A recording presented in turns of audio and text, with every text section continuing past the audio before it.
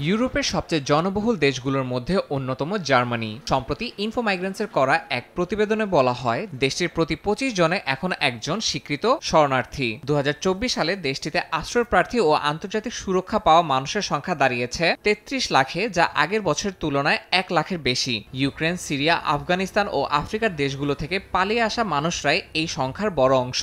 জনসংখ্যায় 4.1% প্রবৃদ্ধি এনে দিয়েছে এই শরণার্থীর ঢল, যার চাপ সামলাতে নতুন সরকার নিচ্ছে কড়া পদক্ষেপ।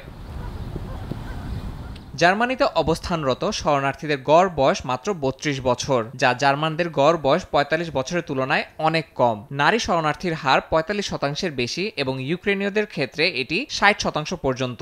18 বছরের নিচে শিশু কিশোরের সংখ্যা প্রায় 25%। ফলে এই তরুণ জনগোষ্ঠী শরণার্থী কাঠামোতে ভিন্ন মাত্রা যোগ করছে। এমন পরিস্থিতিতে নতুন চ্যান্সেলর ফ্রেডরিক মার্শ আশ্রয় নীতিতে বড় ধরনের পরিবর্তন ঘোষণা দিয়েছেন। প্রতিবেশী 9টি দেশের সীমান্তে নজরদারি বাড়িয়ে অনেক শরণার্থীকে ফিরিয়ে দেওয়া হচ্ছে। পাশাপাশি পারিবারিক পুনর্মিলনের অধিকারও স্থগিত করা হয়েছে, বিশেষ করে অস্থায়ী সুরক্ষা পাওয়া শরণার্থীদের ক্ষেত্রে। সমালোচকদের মতে এতে মানবিক সংকট আরও গভীর হতে পারে।